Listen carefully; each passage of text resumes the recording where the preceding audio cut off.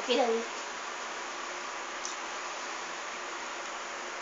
My name is Edward Plunkett, and I'm 81 years of age. And lately I've been thinking about why I've had so much success in my life in most things that I did. I never considered myself very smart, but backing up to what we're going to call these episodes,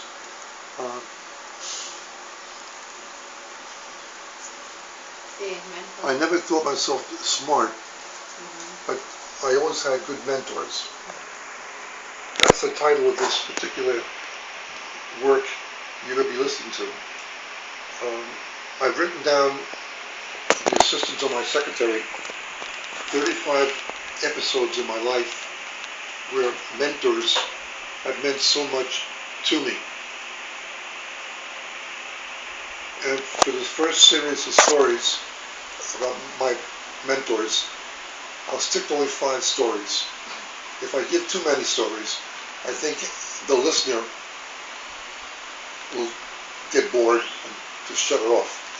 If I give you 5 at a time, that might whet your appetite to look for future stories about how mentors played a huge part in my life. And maybe in your life you've had mentors too, but you never took the time to itemize them like I have. My first mentor was my brother-in-law, John Bernard.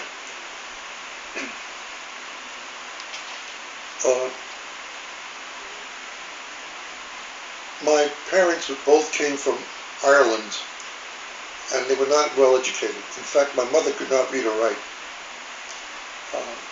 So these Irish immigrants, what they basically did was turn their kids over to Catholic schools. And I was one of those kids. So in grammar school and high school, I had Catholic nuns and Christian brothers. In grammar school, I was a very poor student, usually last in my class in grades. And the same thing in high school.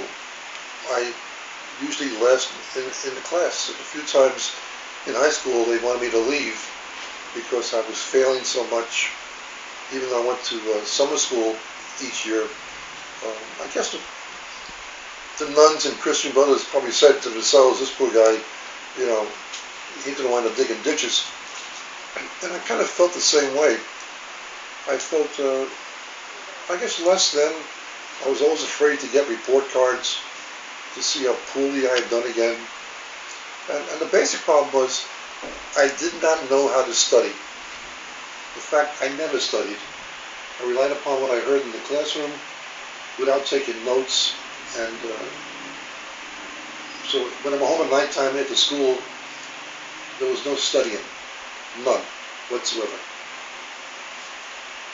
While in the military, the U.S. Navy, during the Korean War, I suffered a severe injuries while out at sea, and I lost most of my left hand.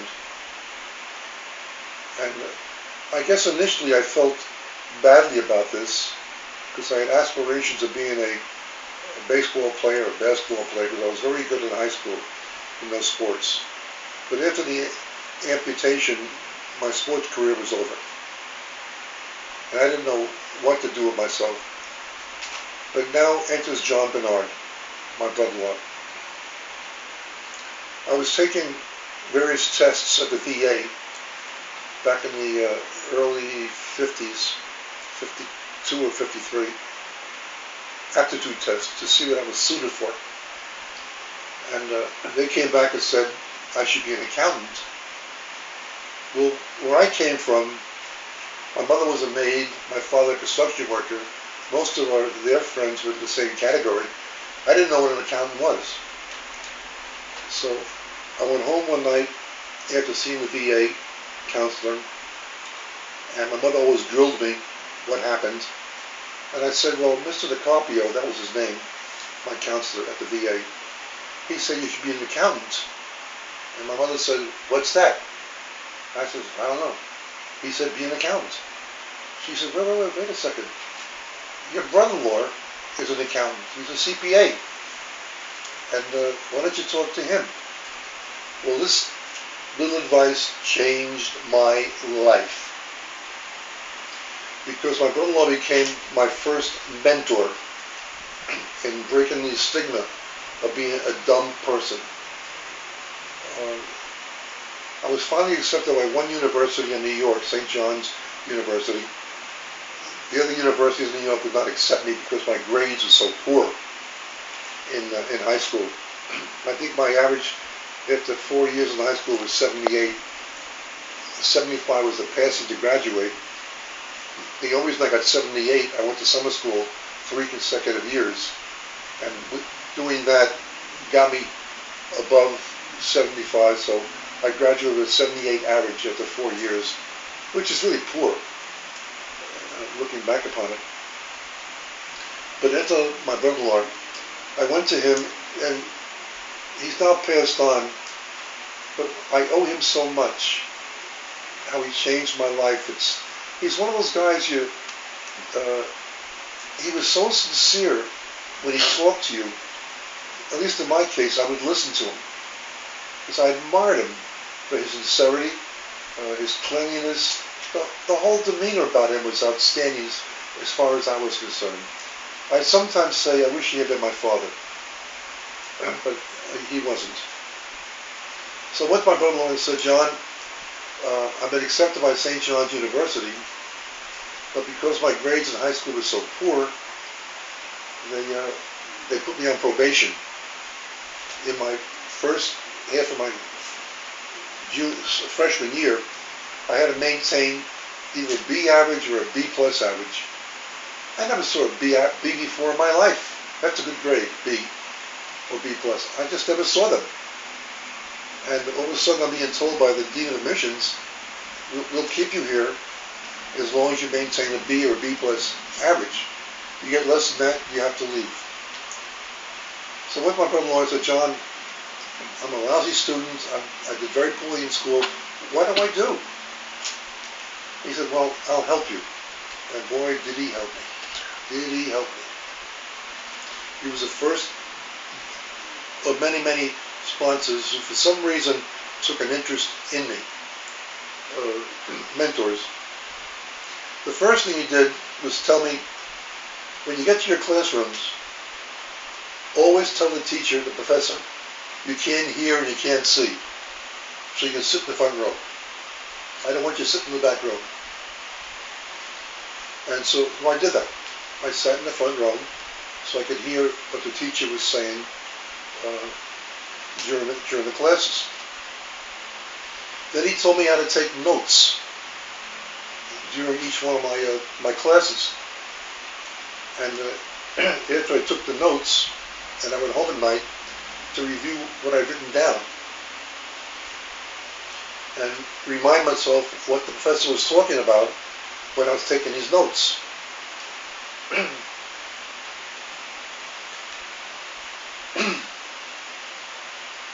He told me that my vocabulary was not very good, which is true.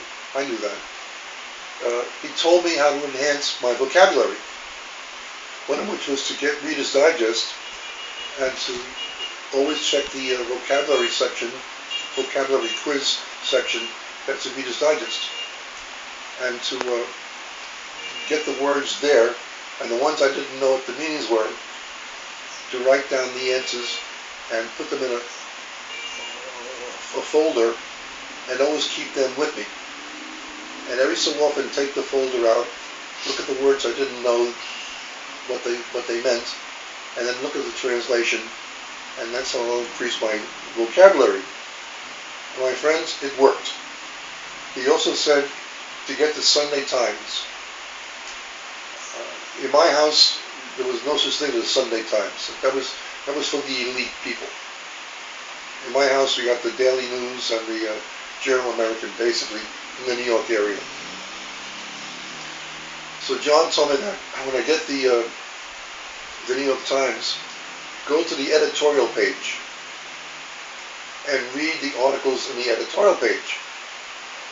And when you come across words you don't know what they mean, circle them. Circle all the words you don't know. After you finish circling these words, then get a dictionary. Look up the meaning in the dictionary and write them down.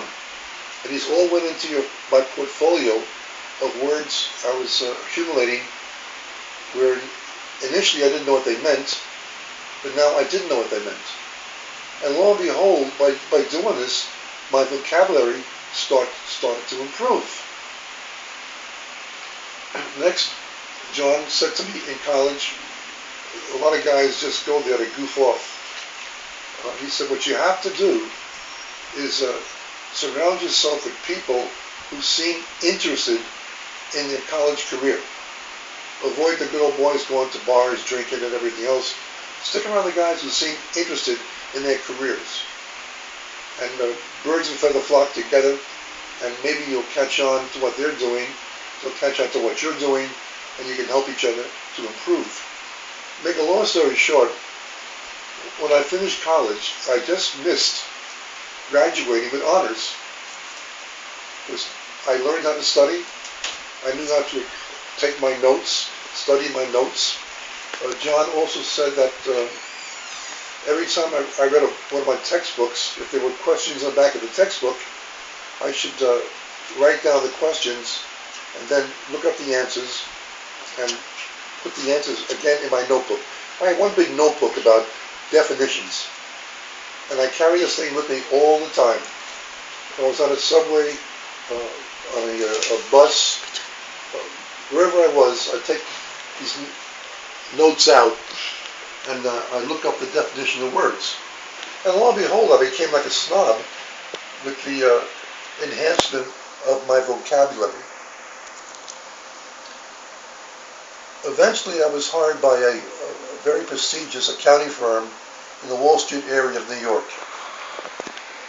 My brother-in-law John had worked there, and again, back to his mentoring, he told me in my junior year to go to this accounting firm and tell them when I graduate, I want to work for their firm. What kind of grades do I need that you'll guarantee me a job when I graduate? Well, the HR director said, if you get all A's or better in your accounting courses or your business courses, we'll give you a job. And so that was quite a challenge. But lo and behold, when I graduated, I had these great grades, and I just missed the honor roll because in my freshman year, I had a problem with a Catholic priest who constantly preached blind faith. And I could not accept blind faith. My mind was saying, no, I needed more of a rational decision as to why I should go to church on Sunday or not eat meat on Friday. I just didn't need it. I needed something more rational to me. So lo and behold, this firm hired me, and I was beside myself getting hired by them. So it's a very prestigious firm. They only hired the best, and now all of a sudden I was one of the best. But I felt less than, because a lot of my new mates in college, in the firm, they came from better home lives than I did, better colleges than I did, and I felt really less than. But again, I was accepted, and I started there in it's not important when I started, but 1959, I think it was. July 1st, 1959.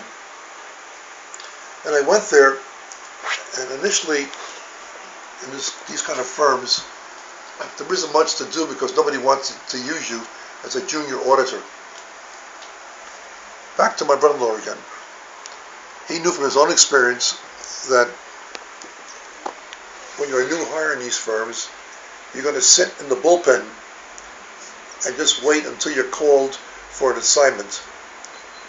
So my brother-in-law said, Eddie, you're not going to just sit in the bullpen. You're going to go to the library and you're going to study for the CPA test. So when I was unassigned, during the work days, I would go to the library and study for the CPA test. Because that was my goal. I wanted to become a CPA just like my brother-in-law.